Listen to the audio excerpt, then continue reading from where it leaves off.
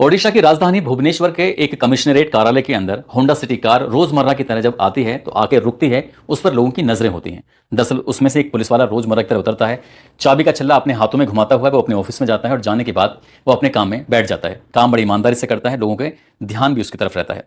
अब इस ऐसी स्थिति में आज यानी कि 6 सितंबर 2025 की दोपहर 3 बजे के आसपास जब कार आके रुकती है तो अब तक जितनी बार भी कार रुकती है, अब की बार कुछ नया बात थी। नई बात इसलिए थी, इस कार की डिग्गी के अंदर एक लाश रखी हुई थी और उस सिपाही को बिल्कुल भी डर नहीं था, बिल्कुल भी खौफ नहीं था। वो अपने चेहरे पर ऐसा कोई भाव नहीं लेके आना चाहता था जिससे किसी को यह पता चल जाए कि उसकी कार के अंदर एक लाश रखी हुई है। वह आराम से इत्मीनान से अपनी ड्यूटी को अंजाम दे रहा था। जो उसको बुला रहा था उसका काम कर रहा था, जो उसकी सीट पर आ रहा था उसका भी काम कर रहा था। जैसे छुट्टी का वक्त होता है, अधिकारी के पास जाता है, जाकर कहता है कि साहब मुझे एक दिन की छुट्टी चाहिए। अधिकारी उसके काम को देखकर वैसे ही प्रभावित हैं, कहते हैं कोई दिक्कत नहीं, परेशानी नहीं है, आप जा सकते हो। यहां से जब वो अपनी गाड़ी में बैठ रहा है, बैठते ही उसे एकदम से घबराहट सी होने लगती है, परेशान सा होने लगता है। सोचने पर मजबूर हो जाता है कि आखिरकार इस लाश का मैं क्या करूं, इसे कहां लेके जाऊं। तभी उसके दिमाग में आता है, वो अपने भतीजे को फोन करता है। भतीजे को फोन करने के बाद कहता है कि मुझसे एक कत्ल हो गया है, मैं चाहता हूं कि तुम इस लाश को कहीं भी छुपाने में, इसे दफनाने में या कहीं भी इसे सेटल करने में आप मेरी मदद करो। भतीजे ने यह बात सुनी, सुनने के बाद कहा कि चाचा कोई परेशानी वाली बात नहीं है, आप आ जाओ, मैं आपका इंतजार करूंगा। अब यहां तो भतीजे ने जैसे सुना उसके बाद वो इंतजार करने लगता है। अब भतीजे के पास पहुंचने के लिए उसे लगभग 200 किलोमीटर का सफर तय करना था। जब सफर तय करेगा तो रास्ते में उसे पुलिस चेक पोस्ट भी मिल सकती है, कहीं उसकी गाड़ी चेकिंग भी हो सकती है, कुछ भी हो सकता है। लेकिन उसे गुमान था अपनी उस वर्दी पर, क्योंकि उस वर्दी की वजह से उसे कोई रोक नहीं सकता। कहानी आगे चलने लगती है। आखिरकार वो अपने भतीजे के पास 200 किलोमीटर का सफर तय करके पहुंच जाता है और उस लाश को दफना दिया जाता है। लाश जब दफन की गई थी तो उस दिन बारिश पड़ रही थी और बारिश पड़ते पड़ते कई दिन हो जाते हैं।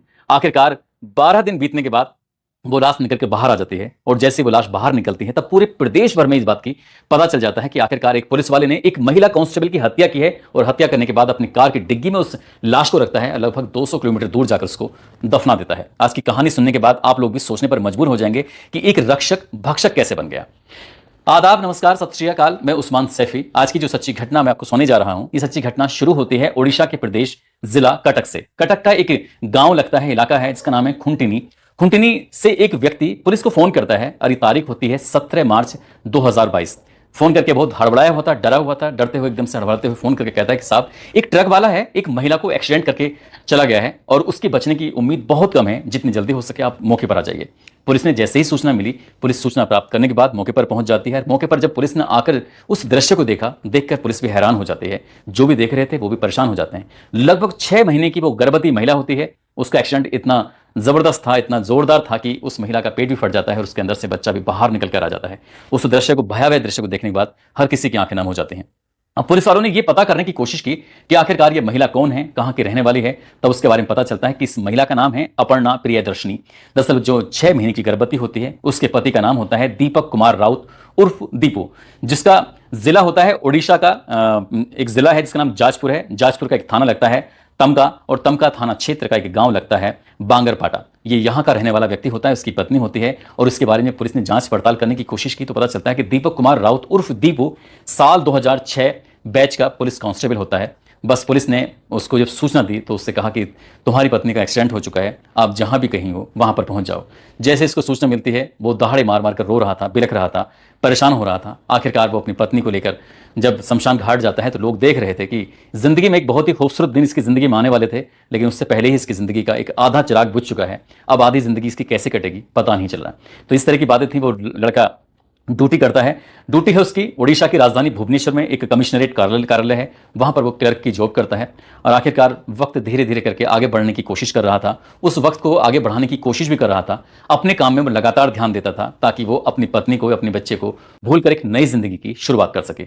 ऐसे ही करते करते एक साल जब बीत जाता है, एक साल बीतने के बाद एक शुभ मित्रा साहू नाम की एक लड़की होती है। वो शुभ मित्रा साहू नाम की जो लड़की है, जो कि ट्रैफिक पुलिस में है और इसकी ड्यूटी डीसीपी कार्यालय है जो कि भुवनेश्वर में ही लगता है। वहां वो लड़की अचानक इस लड़के से, जो हालांकि इससे 15 साल उम्र में ज्यादा बड़ा है, इसके सामने वो टकराती है। टकराने के बाद दोनों आपस में बातचीत करते हैं। जैसे बातचीत का सिलसिला शुरू होता है तो लड़की अपने बारे में बताती है कि वो ट्रैफिक पुलिस में है, तो लड़का अपने बारे में बताता है वो कमिश्नरेट कार्यालय के अंदर लिपिक है, कार्यालय और बाबू है। कभी कोई काम हो, कभी कोई दिक्कत परेशानी हो तो मुझे जरूर बताइएगा। दोनों आपस में ऐसी बातचीत का सिलसिला शुरू कर देते हैं। एक दिन बातचीत का सिलसिला शुरू होता है तो लड़की ने उस लड़के को पहचान लिया था कि लड़का वाकई बहुत अच्छा है, उसकी आदतें बहुत बहुत अच्छी है। ऐसे करते करते उसने पूछा कि तुम्हारी अपनी ज़िंदगी में कोई है, शादी की है या नहीं की है। उसने कहा मैंने शादी ज़रूर की थी, लेकिन मेरी पत्नी का एक्सीडेंट हो जाता है, इसलिए मैं अब कोई अपनी ज़िंदगी में कुछ ऐसा नहीं चाहता कि जिससे मैं किसी और दुख का किसी सामना कर सकूं। जैसे ही उस लड़की शुभ मित्रा ने ये बात सुनी, उस लड़की को बहुत अच्छा लगा कि कोई ऐसा भी इंसान है इस धरती पर कि अपनी पत्नी के मरने के 1 साल के बावजूद भी वो अपने ऐसे ही उसको इतना बेनतहा प्यार करता है, इतना याद करता है। जब बात आगे बढ़ने लगती है तो उनकी दोस्ती हो जाती है, दोस्ती प्यार में बदल जाती है, और उसके बाद फिर लड़की कहती है कि मैं तुमसे शादी करना चाहती हूँ। लड़की ने जब शादी की बात की लड़के ने जब शादी की बात की तो ये एक शर्त रखी जाती है कि शादी तो हम जरूर करेंगे, लेकिन इस बात का किसी को पता नहीं चलने देना है। यानी कि वो नहीं चाहता कि एक बार फिर से वो धूमधाम से दूल्हा बने, शादी करे, उसके बाद फिर लोग उसे देखें। वो एक बार दूल्हा बन चुका है, दोबारा नहीं बनना चाहता। लड़के ने जैसे ही बात कही, लड़की इस बात को मान जाती है, लेकिन वो अपने परिवार से बात करती है, अपनी माता से, पिता से, भाई से, परिवार वालों से बातचीत करती है। उधर जो पुलिस वाला होता है वो अपने परिवार वालों से बातचीत करता है। परिवार वाले तैयार हो जाते हैं और इस सादगी के साथ इस शादी को मंजूरी दे देते हैं। जैसे मंजूरी दे देते हैं, हालांकि जो लड़का है वो चंद्रशेखरपुरा में सरकारी क्वार्टर है भुवनेश्वर में, वो वहां रहता है पुलिस वाला, और जो महिला कांस्टेबल है वो अपनी जगह पर रहती है। सिर्फ घर वालों की ही मर्जी से शादी हुई थी। 23 जुलाई 2024 को दोनों मिलकर ये कोर्ट मैरिज कर लेते हैं। परिवार वाले भी इस मैरिज के लिए तैयार हो जाते हैं। जब धूमधाम से शादी की बात आई थी तो लड़के ने कहा था कि इससे अच्छा है कि हम भुवनेश्वर की में ही अपना एक बढ़िया सा या तो मकान ले लें या फिर कोई जमीन ले लें, अपना घर बनाएंगे, आराम से रहेंगे, ज्यादा दिखावा करने से भी कोई फायदा नहीं है। जब लड़की ने ये बात सुनी, लड़की को बहुत अच्छा लगा। उसने कहा कि मैंने लगभग 13 लाख रुपए की सेविंग की हुई है, अगर तुम्हें इसमें कुछ मदद मिलती है तो आप एक काम करो, मुझसे 13 लाख रुपए ले लो और कुछ पैसे तुम डालो, और या तो जमीन ले लो या फिर फ्लैट ले लो। जब ये बात आती है तो ये अगस्त 2024 में पैसे दे दिए गए थे। अगस्त का महीना पूरा बीत जाता है, उसके आगे जो महीने पड़ते हैं वो सब बीतते चले जाते हैं। ऐसे वक्त आगे बढ़ रहा था और अगस्त के अगले साल आ जाता है, यानी कि अगस्त 2025 आ जाता है। ठीक 12 महीने बीत जाते हैं। अब ये जो कांस्टेबल होती है शुभ मित्रा, वो अपने पति से कहती है कि या तुम किसी से ये भी नहीं कहते हो कि हमारी तुम्हारी शादी हो चुकी है, तुम कहीं जमीन भी नहीं ले रहे हो, तुम कहीं फ्लैट भी नहीं ले रहे हो, तुम्हारी नियत में कोई खोट तो नहीं है, क्या बात है, तुम सच क्यों नहीं बताना चाहते। जब उसने अपने पति से ये बात करना शुरू किया, उसके पति ने कहा कि तुम चिंता मत करो, हम बहुत जल्दी ऐसा कुछ कर लेंगे।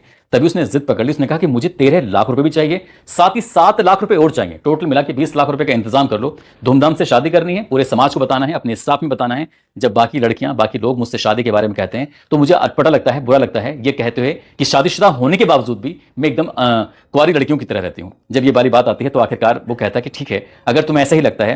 तब वो 26 अगस्त 2025 को 10 लाख रुपए का तो इंतजाम कर देता है, और उसे 10 लाख रुपए देने के बाद कहता है कि मैं 10 लाख रुपए आपको 1 सितंबर 2025 को दे दूंगा, लेकिन कोई किसी तरह का कोई बवाल नहीं होना चाहिए, कोई शोर शराबा नहीं होना चाहिए, बस तुम शांत रहो, मैं तुम्हारे पैसे का इंतजाम कर दूंगा। वो एक तारीख भी आती है, यानी कि 1 सितंबर 2025 की तारीख आ जाती है, लेकिन पैसे नहीं मिलते।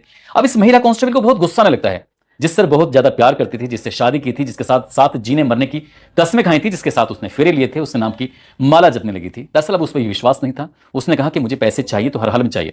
आखिरकार वो तारीख आती है 6 सितंबर 2025 की।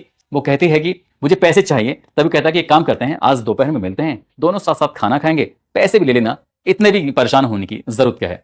अब उस जो पुरुष कांस्टेबल है, यानी कि दीपक ने अपनी महिला कांस्टेबल पत्नी से जब ये कहा तो 2:30 बजे वो इसका इंतजार कर रही थी। अपनी ड्यूटी से निकलती है, ड्यूटी से निकलने के बाद सीधा उसके पास पहुंच जाती है। उसकी गाड़ी होती है जिसका नाम होता है होंडा सिटी कार, नंबर होता है OD02R8494। इस गाड़ी में वो दोनों बैठते हैं, और बैठने के बाद अभी बैठे ही थे, गाड़ी का कुछ सफर अभी शुरू ही हुआ था कि उन दोनों के बीच फिर से झगड़ा होने लगता है। पैसे लाइए। जब उस महिला कांस्टेबल ने पैसे मांगे, उसने कहा मेरे पास अभी पैसे नहीं है, तुमने तो कहा था कि खाना भी खाएंगे और पैसे भी तुम्हारे दे देंगे, लेकिन उसने कहा कि मुझे मेरे पास पैसे नहीं है। अभी गाड़ी का सफर थोड़ा सा और आगे चला था, गाड़ी ये राजभवन की तरफ पहुंची थी। यही पास में ही मुख्यमंत्री का भी आवास है, साथ ही वहां पास में ही उप मुख्यमंत्री का भी आवास है, वहीं आसपास में कई विधायकों के, कई मंत्रियों के भी आवास हैं। लेकिन जैसे ही गाड़ी चल रही है, इसी बीच में कार पहुंचती है मेहताब रोड के पास, यानी कि राजभवन के पास पहुंचती है, जो चौक के पास गाड़ी पहुंची थी। यहां पर दोनों में कहासुनी हो जाती है। जामुन का एक पेड़ होता है बड़ा सा, उस पेड़ के बराबर में गाड़ी रोक ली जाती है।